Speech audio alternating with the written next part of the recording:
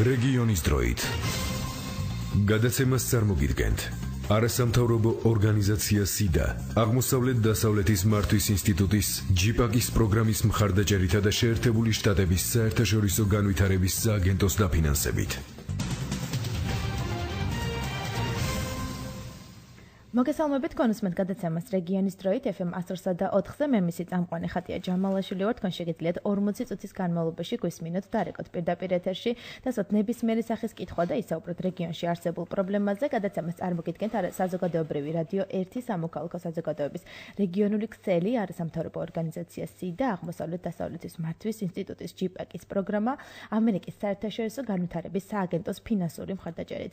დღევანდელი გადაცემის თემა დუშეთის რაიონში არსებული გაზიფიცირებისა და განსხვავებული ტარიფის პრობლემაა, რომელიც წლების განმავლობაში მოგვარებელ საკითხად რჩება. დუშეთში გაზის მიწოდებისა და მომსახურებას აზერბაიჯანული კომპანია სოკარი უზრუნველყოფს, რომელიც განსხვავებულ ტარიფს სხვადასხვა მიზეზებით ხსნის. რატომ აქვს ერთ კორპუსში მაცხოვრებელ მობინადრეებს განსხვავებული ტარიფი და აწესებს თუ არა სემეკი კერძო კომპანიებისთვის ტარიფის ზედაზღვარს? ამ კითხვებზე პასუხს დღეს ჩვენ სტუმრებისგან მოვისმენთ. თემაზე სასაუბროთ პირდაპირ ეთერში მოვიწვიეთ სოკარ ჯორჯია გაზის დირექტორის პირველი მოადგილე ანტონ სამსონაძე, ენერგეტიკის და წყალმომარაგების სემეკის კომპანიის წევრი გოჩა შონია და ასევე პირდაპირ ეთერში ჩაგვერთვებიან დუშეთის განვითარების ფონდის თავმჯდომარე ეკატერინე როსიტაშვილი და საქართველოს პარლამენტის დარგობრივი ეკონომიკისა და ეკონომიკური პოლიტიკის კომიტეტის თავმჯდომარე ბატონი ზურაბ ტყემალაძე. თუმცა ვიდრე უშუალოდ თემის განხილვაზე გადავალთ, ჩვენ შეგვიძლია მოვისმინოთ ჩვენი კორესპონდენტის ანი არჩოძის მიერ მომზადებული სიუჟეტი, რომელიც სპეციალურად ჩავიდა დუშეთში და პირადად მოისმინა იქ მაცხოვრებელთა პრობლემები. დუშეთის მოსახლეობას კომპანია შპს სოკარ ჯორჯია გაზი ქართმა მიწოდებული ბუნებრივი აირის საფასური გაუზარდა. სამომხმარებლო ტარიფი დუშეთელებისათვის 1 კუბურ მეტრზე 40-დან 54 თეთრამდე მერყეობს. რის საფუძველზე ახდენ შპს სოკარ ჯორჯია გაზი ქართლი დუშეთის მუნიციპალიტეტში რეგისტრირებულ აბონენტების ტარიფის ცვლილებას უცნობია. აგრეთვე გაუგებარია, რამდენ მოსახლეს შეეცვალა მოხმარებული ბუნებრივი აირის საფასური. ვიხდი 55, ვიცი რომ სხვები 45 ხდიან და 100 ლარით ზედმეტი მომივიდა გადასახადი თითქმის. დაახლოებით 0.54 თეთრი. როცა შემოიყვანეს დუშეთში გაზები, რა ვიცი, ამ ქუჩაში როცა დამირემონტდა, მაგრამ შემოიყვანეს. მეზობელს აქვს დაბალი ტარიფით, როგორც ვიცი და მე ვიხდი დიდ თანხას. გაზის გადასახადი არის განსხვავებული. აღნიშნული პრობლემით ახალგაზრდა იურისტთა ასოციაციაც დაინტერესდა. ორგანიზაციის დუშეთის ოფისის ხელმძღვანელმა სერგო ისაშვილმა ოფიციალური წერილით შპს სოკარ ჯორჯია გაზი ქართს ორჯერ მიმართა. განცხადებაში ვკითხულობთ. არსებული ინფორმაციით ქალაქ დუშეთის ერისთავის ქუჩაზე მცხოვრებ რამოდენიმე აბონენტს 2013 წლის 1 ივლისის შემდეგ ტარიფი შეეცვალათ. გვაინტერესებს რის საფუძველზე, რომელი სამართლებრივი აქტის საფუძველზე ხდება ამ აბონენტებისათვის ტარიფის ცვლილება. საიას მოთხოვნებს შპს სოკარ ჯორჯია გაზი ქართლი არ აკმაყოფილებს და პასუხობს, რომ თუ კონკრეტულად ბუნებრივი გაზის მომხმარებელს აბონენტს განაწილების ლიცენზიატის მიმართ წარმოიშვა რაიმე სახის პრეტენზია, მას უფლება აქვს იმოქმედოს მოქმედი კანონმდებლობიდან გამომდინარე.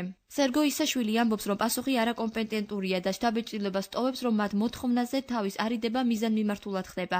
მისივე თქმით, პრობლემის მოგვარების ერთადერთი გზა სასამართლოა. ჩვენ დავისტერესდით ამ ფაქტით, ორივე წერილი გვაქვს სახეზე და მიხვდებით, რომ იგივე პასუხი მოგვწერა. ჩვენ ვითხოვთ სულ სხვა რაღაცას და სოკარი წერს სულ განსხვავებული. კომუნიკაცია გქონდა დუშეთი გაზთან ამ შემთხვევაში და უთხარით, რომ არის მოქალაქეების საცხოვრებელი ბინები, სადაც აშკარაა და თვალნათლივ ჩანს, რომ ძველი ტარიფი უნდა გავრცელდეს მათზე, ვინაიდან აღნიშნული მოქალაქეები 80-იანი წლებიდან სარგებლობდნენ ამ გაზით. მაგრამ ისინი ამბობენ, არგუმენტად მოყავთ ის, რომ იცით რა, ჩვენ ახლა ვერ შევადგენთ აქტებს, ვერ მივალთ ადგილზე, ამისი უფლება არ გვაქვს. მაგრამ პრობლემა ის არის, რომ როდესაც გაზიფიცირება ხდება ჩვეულებრივ საცხოვრებელ სახლში, მოქალაქეს ამ შემთხვევაში საცხოვრებელი ბინის მესაკუთრეს აქვს ძველი გაზის გეგმა. და ამ ძველი გაზის გეგმაში ამ შემთხვევაში გაზის კომპანია აკეთებს კორექტირებას.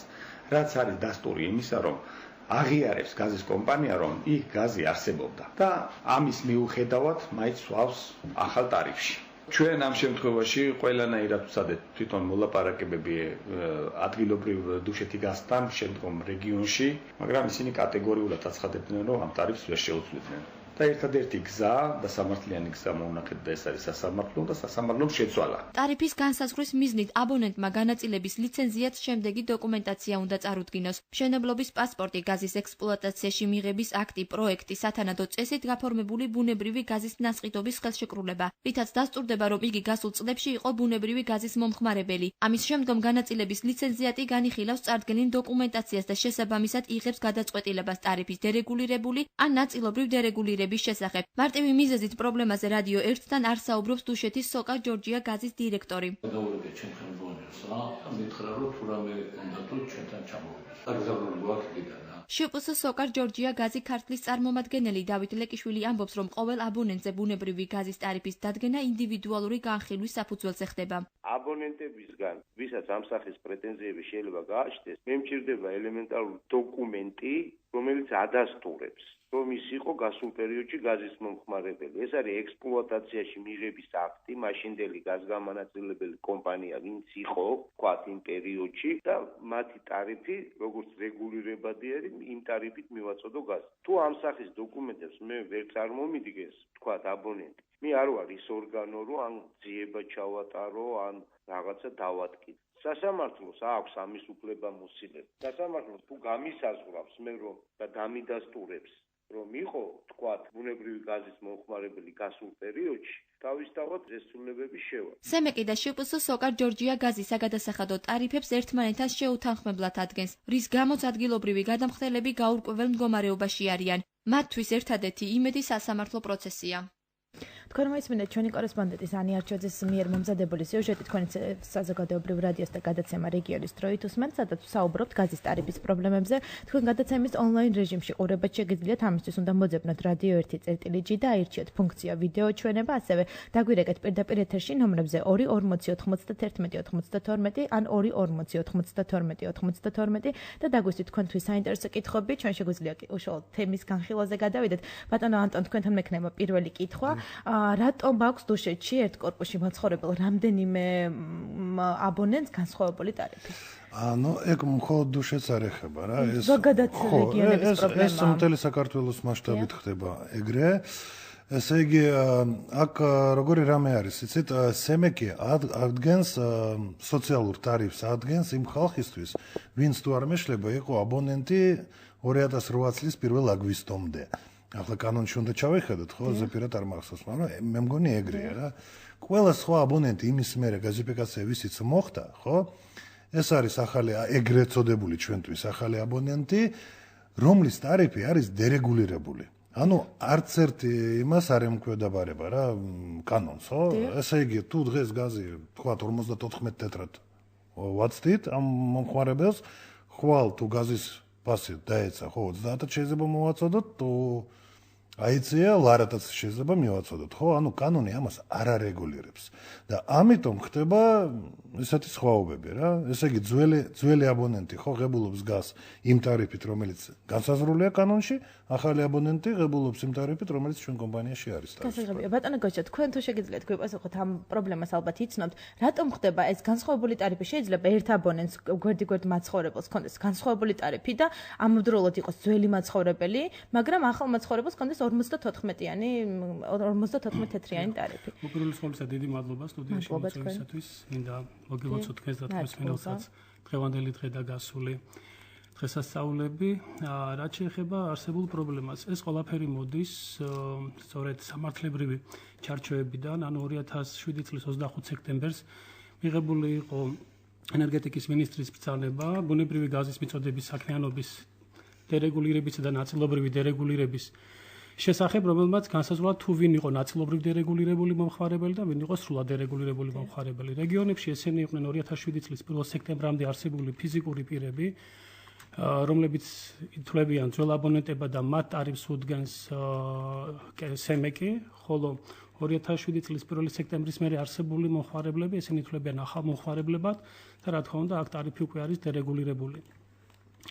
აი ეს იყო ძირითადი საფუძველი იმისა, თუ რატო ხდება, ასე ვთქვათ, სხვადასხვა ტარიფების დადგენა, თუნდაც ერთ კორპუსში, თუმცა ასე ვთქვათ, რეგულირების თვალსაზრისით ალბათ უპრიანი იქნება და სწორი იქნება, რომ ვთქვათ, ერთი და იგივე მომხმარებელს ქონდეს ერთი და იგივე ტარიფი, იმიტომ რომ ეს არის ფინანსურად და ეკონომიურად სწორი და გამართლებული. ასე გაბია, როგორც ჩვენთვის ცნობილი არის, კომპანია მოსახლეობას მოსთხოვა 20 წლის წინანდელი გაზის ქვითარი, გაზის შეყვანის გეგმა, მიღება ჩაბარების აქტი და ექსპლუატაციაში გაშვების აქტი. იმისთვის რომ მათ ტარიფი ქონოდათ 40 თეთრი.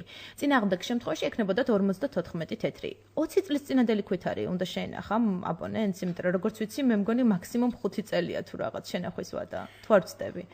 ასეთ კაც რეგულაციებს კომისია თავის მიწოდების და მოხმარების წესებით არ ადგენს, უბრალოდ როდესაც შემოდის ჩვენთან დავა. დუშეთში ასეთი იყო შემთხვევა. როცა შემოდის ჩვენთან დავა, ჩვენ მაყოფილდებით თუნდაც ელემენტარული დოკუმენტი, თუ არსებობს რაიმე დამადასტურებელი დოკუმენტი იმისა, რომ ეს მოხმარებელი იყო ძველი აბონენტი, რა თქმა უნდა, ჩვენ ამ შემთხვევაში ამ მოხმარებელს ვაძლევთ იმ სტატუსს, რასაც ქვია ძველი მოხმარებლის სტატუსი და მას უდგინდება სრული ტარიფი.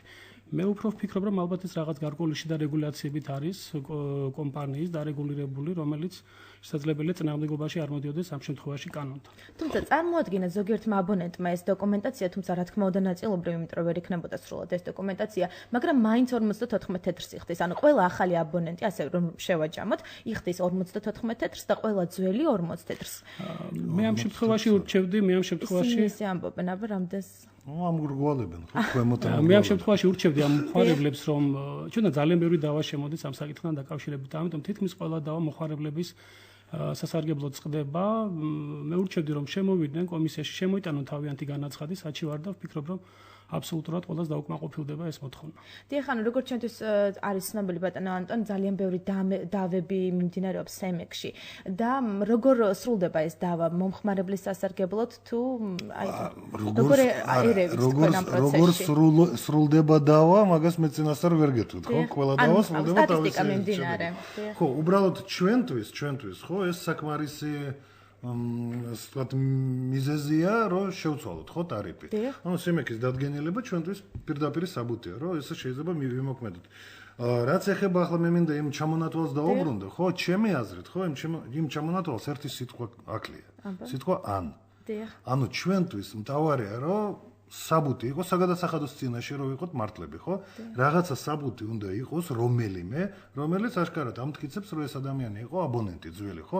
ანუ არა ექსპლუატაციის აქტი და ქვითარი და რაღაცა, არამედ ექსპლუატაციის აქტი, ან ძველი ქვითარი, ან გეგმა, ან კიდე რამე საბუთი. თუმცა ჩვენ მოსახლეობას ვეყრდნობით, ისინი ამბობენ, რომ სრულად აი ეს დოკუმენტაცია მოსთხოვეს მათ იმ ტარიფის მისაღებად. ნუ ახლა ამაზე პასუხს ვერ გაგცემ, ხო? ანუ თქვენ დაზუსტებით შეგიძლიათ თქვა. კონკრეტულ შეიძლება გადამეტება იყოს, თქვათ, სამსახურებრივი იმის უფლებამოსილებით. ანუ შიდა სტრუქტურაში გადაწყვეტა ვიღაცამ თავად. საქართველოში ვცხოვრობ, ხო? ყველა რაღაცა შეიძლება რაღაცა მოხდეს, ხო?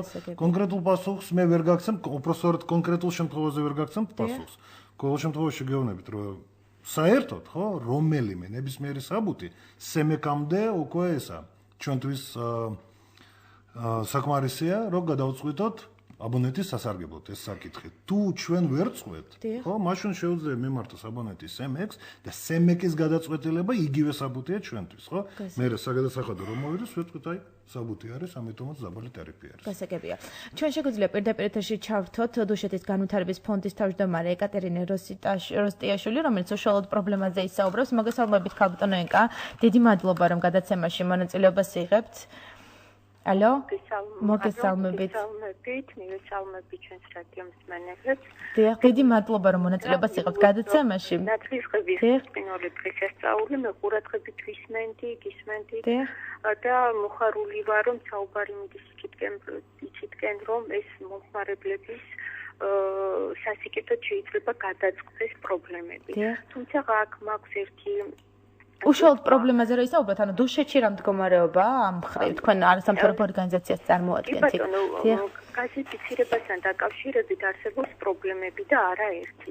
თუ დავიწყებთ იმას, რომ გაზის ფიქსირება დაიწყოს 2011 წელს, ხომ, ანუ ეს ახალი გაზის ფიქსირება, თორემ იქამდე 70-80 წლებში დუშეთის მოსახლეობას გაზი ჰქონდა. ამის ადასტურებს ის რომ დღესაც შემორჩენილია სათბურები მოსახლეობაში, ჰქონდათ საქვაბეები, გაზეთბებოდა წყალი და აქვთ მოსახლეობის დაახლოებით 90% გაზის შეყვანის გეგმა. თუმცა ეს გაზის შეყვანის გეგმა არ ნიშნავდა იმას, რომ ამეთი ისინი 40 თეთრად მიიღებდნენ გაზს, ხო? დიახ. მაქვს უბრალოდ შეკითხვა თვითონ დღევანდელ სტუმრებთან, ანუ არის თუ არა საკმარისი ის დასტურად, რომ როდესაც გაზის მონტაჟისას, აი დაახლოებით მეტრ-ნახევარი მილის შეერთება ხდება აი ძველ სისტემასთან. დიახ. ეს ადასტურებს იმას, რომ ამ ოჯახს უკვე გაზი ჰქონდა და ექსპლუატაციაში იყო. მხოლოდ დაახლოებით მეტრ-ნახევარი 2 მეტრი მილის შედგება ხდება აი ძველ სისტემასთან. ძველ სისტემაში ალბათ იგულისხმება, რომ ბინაში არის შიდა გაყვანილობა, ხო? არსებობდა აქამდე. აქ როგორი ჩვენ корпуსზე ვსაუბრობთ ამ შემთხვევაში თუ კერძო სახლზე? როგორც კერძო სახლებზე, ასევე კერძო სახლზე აშკარად იმას მიუთითებს იმაზე, რომ ეს კაცი იყო მომხმარებელი, იმიტომ რომ კერძო სახლში ტრუბა თუ აბონენტი არ იყო, ისე არ გაივლიდა. მაგრამ რაც ეხება корпуსებს, ხო? корпуსებში არის ერთი ნიუანსი, ასე ვთქვათ, ხო? იქ ეგრეთ წოდებული სტაიაკი ეს ტრუბა რომელიც გადის მთელ корпуსში, გადიოდა კუხნებში, ხო? დიახ. ანუ ყველა ბინას უნდა გაევლო, მაგრამ ყველა აბონენტი იმ დროს არ იყო. გასაგებია. ხტებით? ანუ შეიძლება მილი ყოფილიყო, მაგრამ ჩართული არ ყოფილიყო აბონენტი? რა თქმა უნდა, ხო? ხო და წესით, ხო?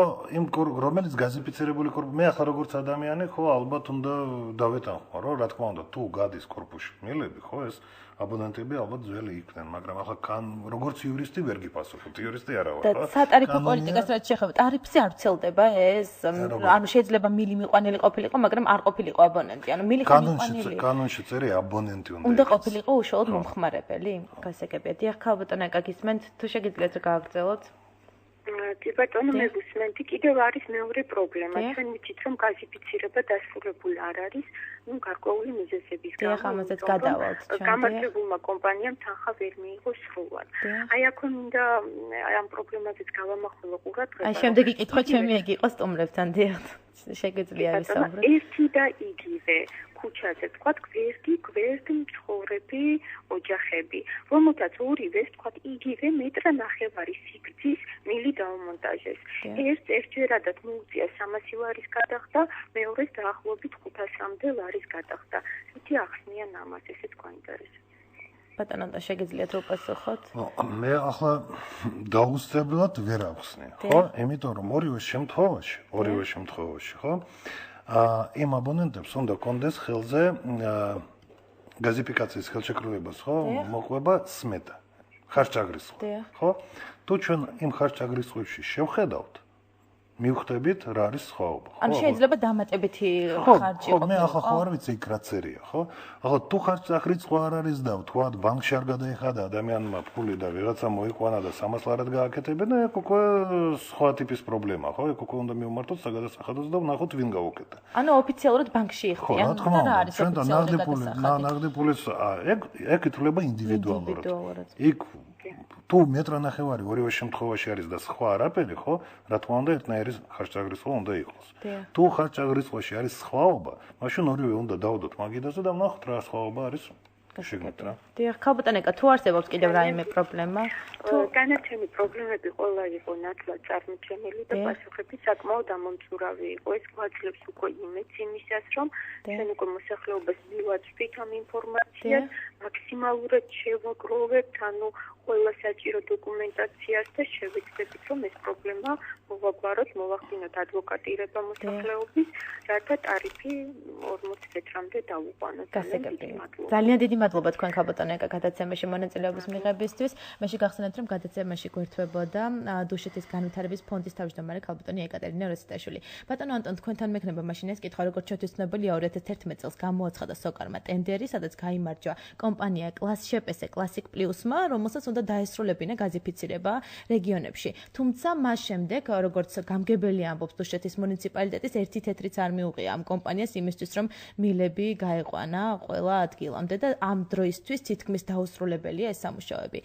მიიღო თუ არა რაიმე სახის? ჯერ ერთი ეს კლასიკ სერვის პლუს. დიახ, შპს კლასიკ სერვის პლუს, ხო.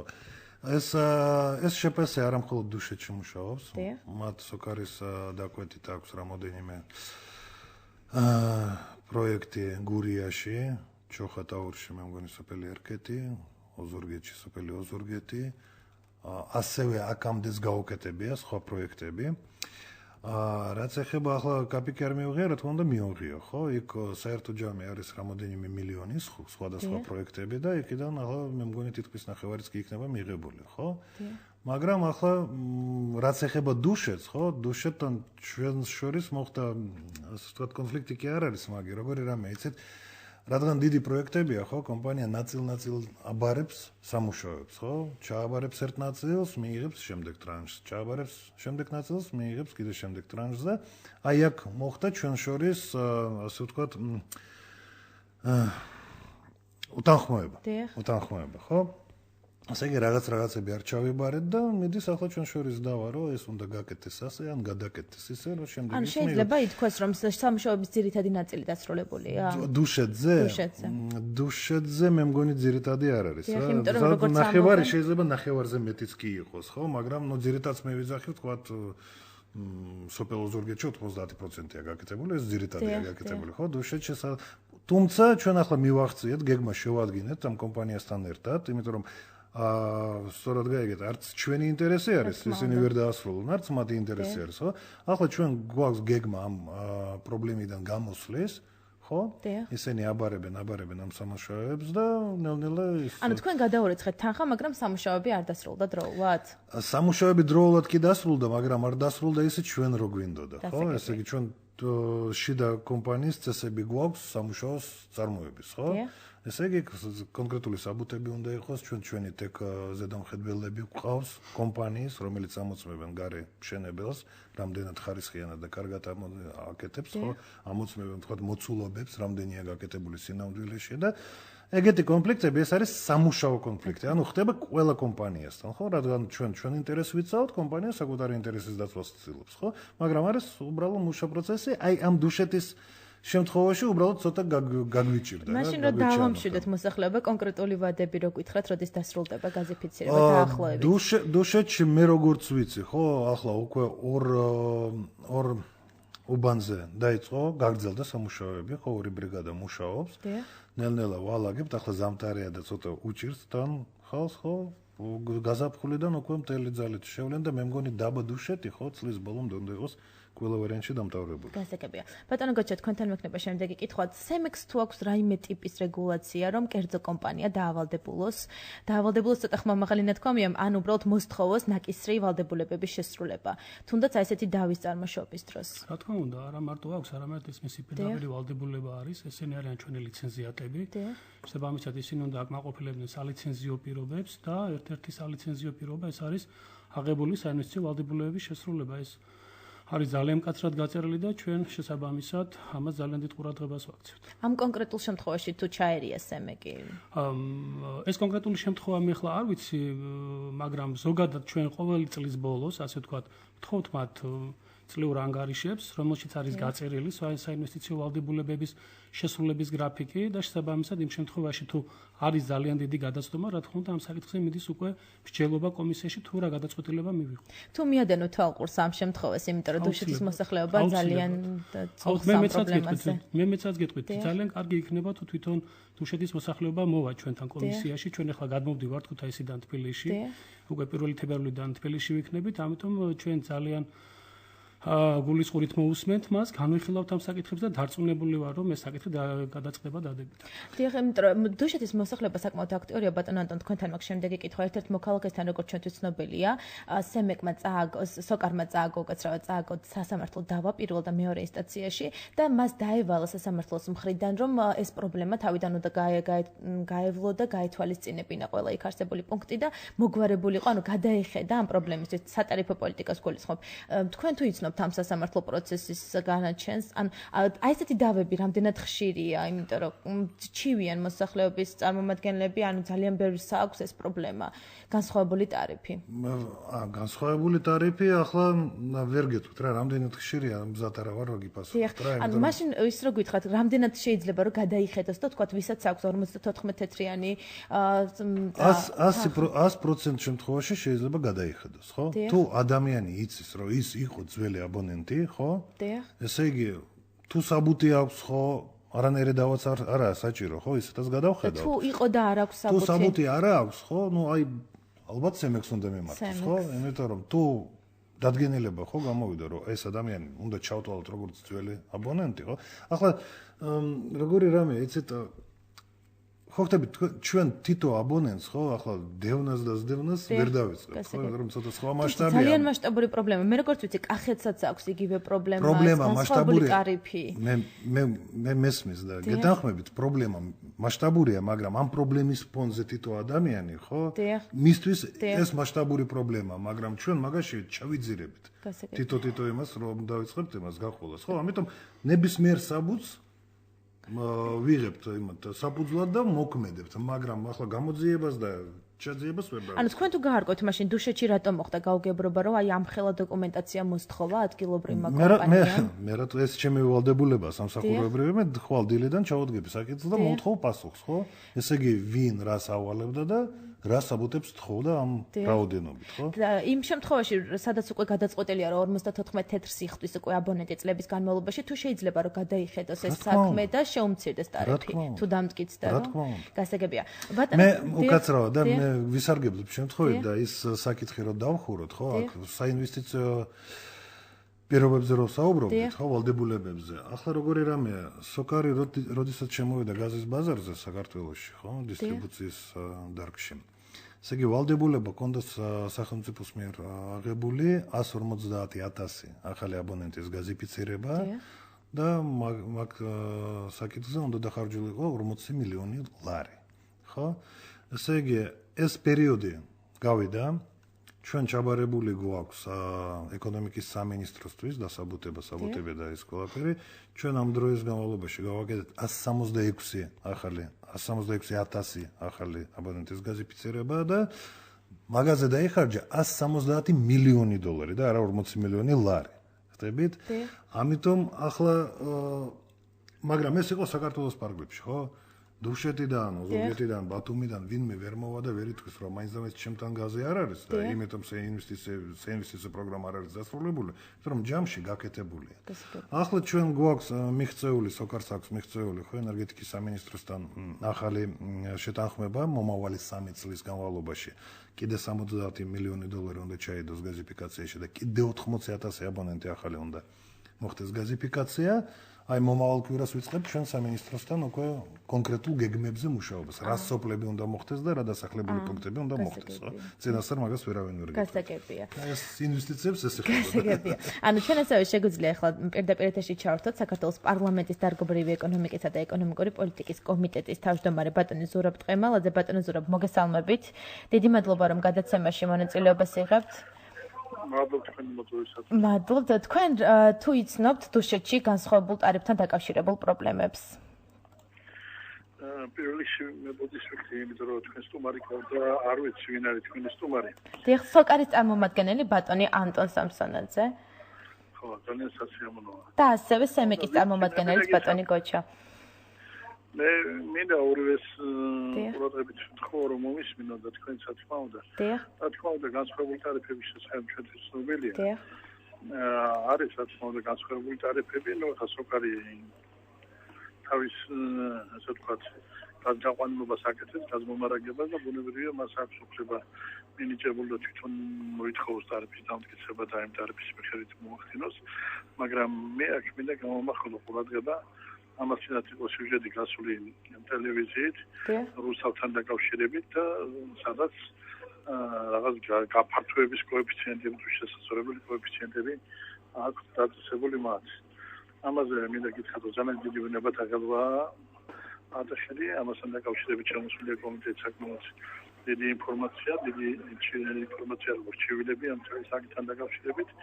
როგორც სემეკის წარმომადგენელი და ხელმძღვანელი კარგია რომ არ არის ეს მდგომარეობით ეს უკანონოა სემეკს თავის დროზე გქონდა მინიჭებული ამის უფლება მე ერთ-ერთ გაუგზელეს მაგრამ დღეს უკვე ეს ვადა ამოწურულია და აქედან გამომდინარე ვთხოვდი მათ რომ ასეთი შესწორების კოეფიციენტი ის 2 წელიწად იმიტომ ქონდა გაგრძელებული რომ მრეცხველები თავად უნდა შეეცვალათ, როგორც ჩემთვის ცნობილია სემეკიდან. და აქედან გამომდინარე, დღეს უკვე ეს ვადა ყველაფერი გასულია და გამოსწორდება და თუ გამოასწორებენ, კარგი იქნება. ჩვენ ამ საკითხთან დაკავშირებით, რა თქმა უნდა, მათ ვთხოვთ, რომ შევხვდეთ და მოვიწევთ და ერთმანეთს მივცეთ საგანმარტებები ამასთან დაკავშირებით, რომ მოსახლეობის გარკვეული გულისხმობა არ გვინდა რომ იყოს რა თქმა უნდა. ბატონო ზურაბ, თქვენი აზრით, რატომ გამოიწვია ესეთი დიფერენცირებული პრობლემა, რატომ არის, ანუ დიფერენცირებული სატარიფო პოლიტიკა რატომ არსებობს? თქვათ, შეიძლება ორ მაცხოვრებელს, ორ აბონენტს კონდეს განსხვავებული ტარიფი. ხომ არ უნდა არსებობდეს კონკრეტული რეგულაციები კანონში იმისთვის, რომ არ იძლეოდეს კანონი ინტერპრეტაციის საშუალებას და კონკრეტულად იყოს განსაზღვრული, თუ რა ტარიფი უნდა დაწესდეს კერძო კომპანიის მიერ? მაგ შემთხვევაში ცოტა შესაძლოა, როცა საუბარი იმაზე, რომ სოკარი აკეთებს გაზიფიცირებას, გაყავს გაზი. მაგ ბუნებრივია ბიზნესი თვითონ უნდა დათვალოს და ნახოს რა ხდება რეგულირება და რა ტარიფი უნდა დაადოს და ამ ხელშეკრულების საფუძველზე მოსახლეობას უფრო ბუნებრივია სახელმწიფოსთან ათასზე და მოსახლეობას უფრო ხელშეკრულებას უნდა უფორმოდეს რა თქმა უნდა ხელშეკრულება იმედი მაქვს რომ აღზრდილი ხელშეკრულება რომ გაზის მიწოდების შემთხვევაში იგი აწესებს ამადამ ტარიფს. რა თქმა უნდა, ცოტა გაურკვევლობა იწვევს მოსახლეობაში. მე დუშეთი კი არა შემიძლია ზოგადად რეგიონების პრობლემა. ზიანაის რაიონის მაგალითად მოგიყვანოთ, ჩემს შემოსული კოლექტიური წერილების გადაუგზავნეს სემექსაც გადაუგზავნე ენერგეტიკის სამინისტროსაც გადაუგზავნე სოკარსაც, რომლებიც ითხოვდნენ რომ აი გვერდზე მოსახლეობა დაუშვათ იხდის 5 თეთრით ნაკლებს ვიდრე მისი მეზობლები. ამასაც მოყვება აი საკითხი რა თქმა უნდა დასარეგულირებელია თუ კანონმდებლობაში რაღაცა ცვლილებაჭირება არ მგონია ამას კანონმდებლობის ცვლილებაჭირებოდეს, მაგრამ მე დათავარ მოვისმინო მათი წინადადებები და შესაბამისი საკანონმდებლო ცვლილებაც მოამზადოთ და შევიტანოთ კანონში. გასაგები. თქვენ თუ მუშაობთ ამ პრობლემაზე კანონში, პარლამენტში რა სახით განიხილება ეს პრობლემა, იმიტომ რომ როგორც თქვენ თქვით რომ მოსახლეობისგან კოლექტიური წერილები შემოდის. ეს პრობლემა ჯერ არ არის საკანონმდებლო საკითხი. მე გითხარით რომ შემოსულია წერილები, სიგნალის რაიონიდან, შემოსულია განცხადებები რუსთავიდან, შემოსულია რაიონები, სხვადასხვა რაიონებიდან, რომლებიც გადაგზავნილია შესაბამისად და თუ ამას ჭირდება ვიძახი მე. თქვენ მზად იქნებით, თუ კი ჭირდება საკანონმდებლო ცვლილება, კი ბატონო, მზად ვართ მოусმინოთ და გაზიარების შემთხვევაში, დამტკიცებისა და გაზიარების შემთხვევაში ჩვენ მზად ვართ საკანონმდებლო ინიციატივას გავაშენოთ. ძალიან დიდი მადლობა ბატონო ზურა, მადლობა რომ გადაცემაში მონაწილეობას იღებდით. მე შეგახსენებთ რომ პირდაპირ ეთერში გვერდებოდა საქართველოს პარლამენტის დარგობრივი ეკონომიკისა და ეკონომიკური პოლიტიკის კომიტეტის თავმჯდომარე ბატონი ზურაბ ტყემალაძე. ბატონო გოჩა, თქვენთან შეხვედრაზე და ასევე მოლაპარაკებებზე მზად არის პარლამენტის წარმომადგენელი. თქვენ თუ აპირებთ მათთან თანამშრომლობას, როგორც მე ვიცი, ვადების გადაშორებაზე საუბრობთ და ბატონი ზურა და ამ საკითხზე უნდა თქვენთან კონსულტაციები. თუ აპირებთ აუცილებლად შეხვდებით, რა თქმა უნდა, როგორც პარლამენტის შესაბამისი სამსახურის წარმომადგენლებს და ბატონ ზურა ტყემალაძეს, ასევე ენერგეტიკის სამინისტროს წარმომადგენლებს. აღნიშნული საკითხის მასაგვარებლად მე მინდა ძალიან მოკლედ შევეხო იმ სიტუაციას, რომელზეც ბრძანებდა ბატონი ზურაბი, იგივე ტემპერატურულ კორექციასთან დაკავშირებით, რომელმაც გამოიწვია ნებათაღელვა ქალაქ რუსთავში. ეს პრობლემა მართლაც არსებობს.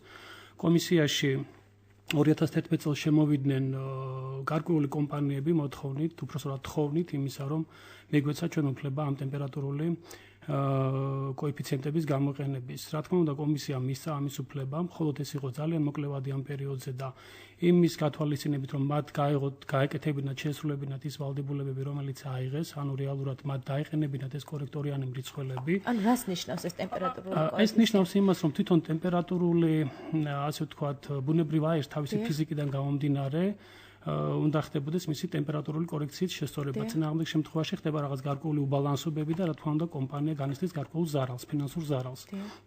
თუმცა ეს არ უნდა იყოს გრძელვადიან პერიოდზე გათვლილი. ჩვენ მივეცით მას 2 წლით.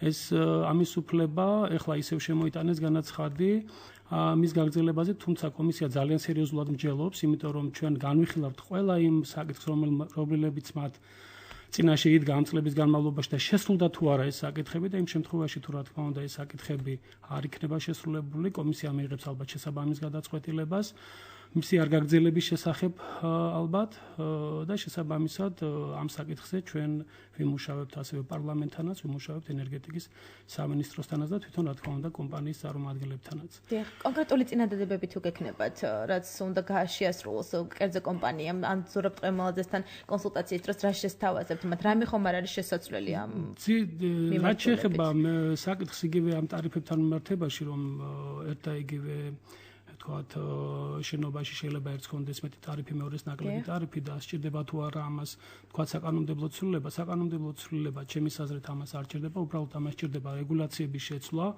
კერძოდ ენერგეტიკის სამინისტროს ბრძანებით იყო ეს რეგულაცია დაადგენილი და იგივე ენერგეტიკის სამინისტროს ბრძანებით უნდა გახორციელდეს მისი ცვლილება.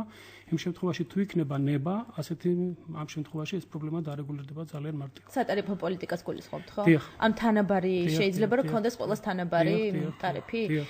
ბატონო ანტონ თქვენ თუ ჩაერთვით ხაი რატომ არ ეთანხმებით და მე აგიხსნით იმიტომ რომ ჩვენ ახლა მსჯელობთ ხო ჩვენი ქართველი მოკალაკის მხრიდან და გონიათ რომ ჩვენ ახლა კანონს მივიღებთ ხო და იმ კანონით ყველაფერი მოხდება ეგრე მაგრამ მე მინდა შეგახსენოთ ხო ის სოციალური ტარიფი საიდან მოდის საერთოდ ხო რაღაც კონკრეტულ ტარიფს ხო საქართველოს და აზერბაიჯანის მთავრობებმა ხო მიაღწიეს შეთანხმებას რომ საქართველოს რთული იმის სიტუაციის გამო ხო მიაწოდოს იაფად გაზის სოციალური მომხმარებლებისთვის. იმ მომენტისთვის ხო არსებობდა ან რაოდენობა ეს მომხმარებლები.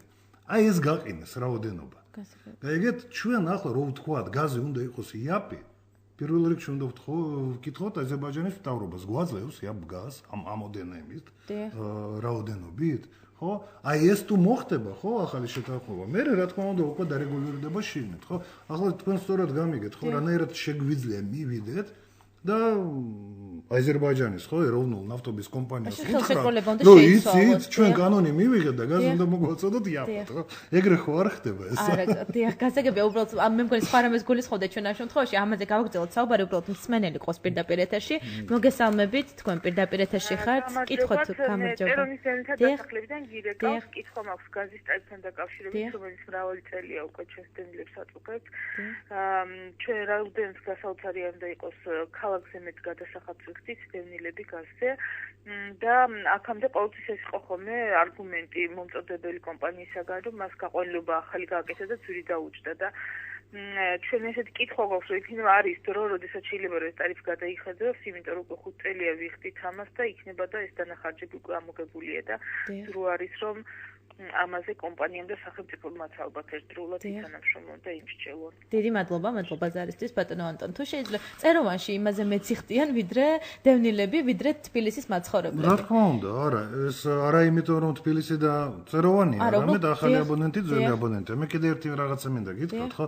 ესე იგი გაზი საერთოდ ხო თუ გაყიდვაზე საუბრობთ ხო ეს არის კომერციული საგანი ხო კომერციული გაზი დღეს ხო საქართველოში საშუალო დღეს 80-82 თეთრი კუბი ხო ესე იგი ისეც 54 თეთრიანი ტარიფი ხო ისეც არის სოკარის ესე ვთქვათ კეთილი ნება ხო ჩვენ დავთქვით რომ იცი რა 54 ახლა არის ხო შემწერების შემდეგ 59 იყო უბრალოდ იყო ხელმძღვანელებიდან ხო მითითება მოდით ისე ნუიზამთ რომ 60 წელზე მეტი გაზი არ იყოს რა სოციალური ხო და ეს არის ხელოვნურად შემწერებული პასი ასე ვთქვათ ხო იმიტომ რომ კომერციული გაზი ხო მისი რეალური პასი დღეს არის 80 თეთრი და წესით ყველას უნდა მიეწოდებოდეს 80 თეთრად რომ არა სახელმწიფოების შორის ხელშეკრულება მოლაპარაკება რომლის მიხედვით იაპი გაზი ხდება საერთოდ საქართველოში. და რაც შეეხება წეროვანს, თუ გადაიხედება ეს პრობლემა, იმიტომ რომ 5 წელია უკვე ისინი განსხვავებულ გადასახადს იხდიან. განსხვავებულს კი არა, ჩვეულებრივ გადასახადს. გასაგებია, მაგრამ თბილისთან განსხვავებულს გეუბნებით, მესმის რომ ახალი აბონენტია თბილისში ჩვენ არ მუშაობთ, საერთოდ. ხო, თბილისში სხვა რეგიონებთან განსხვავებულს. სხვა რეგიონებთან არა, ყველა აბონენტი საქართველოში სოკარის, რომელიც ახალი აბონენტია, დღეს იხდის 54 თეთრს. ყველა ხო? სხვადასხვა ტარიფი არის ისინი დევნილები არიან. არის, ну ხო, მაგრამ დევნილები ახლა იყო პერიოდი, როცა თოლბიოთა სამინისტრო გვიხდიდა მაგის პულს, ხო? ამას ღაურობდა, ხო? მაგრამ ახლა ჩვენ სამინისტრო არა ვართ, ხო? ჩვენ ვართ ბიზნეს სტრუქტურა, ხო? ვაცდით დგას, უნდა შევავკრიფოთ ფული, ხო? გადასახადი. გასაგებია. ბატონო გოჩა, თქვენ თუ გქონდათ ეს ინფორმაცია წეროვანთან დაკავშირებით? არა, ნამდვილად ეს ინფორმაცია მქონია, თუმცა რაც შეეხება ტარიფების გადახედვას, მე აბსოლუტურად ვეთანხმები ჩემს კოლეგას, რომ ტარიფები ალბათ სხვადასხვა უნდა იყოს, იმიტომ რომ სხვადასხვა კომპანიები არიან, სხვადასხვა ფინანსური მაჩვენებლები და სხვადასხვა ტექნიკური მაჩვენებლები აქვთ. ამიტომ ტარიფისა და ფასწარმოქმნაზე ძალიან დიდი მნიშვნელობა აქვს ამ პარამეტრებს. შესაბამისად, არ შეიძლება ვთქვათ შევადაროთ სოკარის ტარიფები ყაზტრანსგაზის ტარიფებს. ამიტომ მე ვფიქრობ, რომ თვითონ გადახედვა შესაძლებელია, რა თქმა უნდა, და ჩვენ ვიწყებთ ახლა აბსოლუტურად ახალ დინამიკას თავაზობთ, ასე ვთქვათ, ჩვენს კომპანიებს, რომ მოხდეს რაღაც დინამიურად ამ ტარიფების გადახედვა, ნახვა, თუ რა ფინანსური შედეგები აქვს, თუ რა ტექნიკური მაჩვენებლები აქვს და ამის შესაბამისად უკვე ნახოთ რა ფინანსური და ტექნიკური შედეგები დადგება ზოგადად. უფრო დაიმედებს მე მგონი მომხმარებლებს, ეს კარგია რომ მისასალმებელია რომ თქვენ აპირებთ ამ თემაზე კიდევ განახლებას საუბრისას. სამწუხაროდ ჩვენი გადაცემის დრო ამოიწურა. დიდი მადლობა სტუდიაში მობრძანებისთვის. მე შეგახსენებთ რომ თემაზე პირდაპირ ეთერში საუბრობდნენ სოკარ ჯორჯია გაზის დირექტორის პირველი მოადგილე ანტონ სამსონიძე, ენერგეტიკისა და წყალმომარაგების სემეკის კომპანიის კომისიის წევრი გოჩა შონია და ასევე პირდაპირ ეთერში გვერდებოდნენ დუშეთის განვითარების ფონდის თავმჯდომარე ეკატერინე როსტიაშვილი და ასევე საქართველოს პარლამენტის დარგობრივი ეკონომიკისა და ეკონომიკური პოლიტიკის კომიტეტის თავმჯდომარე ბატონი ზურაბ ტყემალაძე. პირდაპირ ეთერში მუშაობდი თქვენთვის მე ხატია ჯამალაშვილი, ჟურნალისტი ანი არჩვაძე, გადაცემის პროდიუსერები დავით ნინიკაშვილი და ხათუნა რეხუიაშვილი, ხმის რეჟისორი თია ბიჭაშვილი. გადაცემის ჩანაწერის ნახვა და მოსმენა შეგიძლიათ საზოგადოებრივი რადიოს ვებგვერდზე რადიო 1.g. მომავალ კვირას 2 საათზე ჩვენი საზოგადოებრივი რადიო 1-ის ეთერში შევხვდებით. დიდი მადლობა ყურადღებისთვის.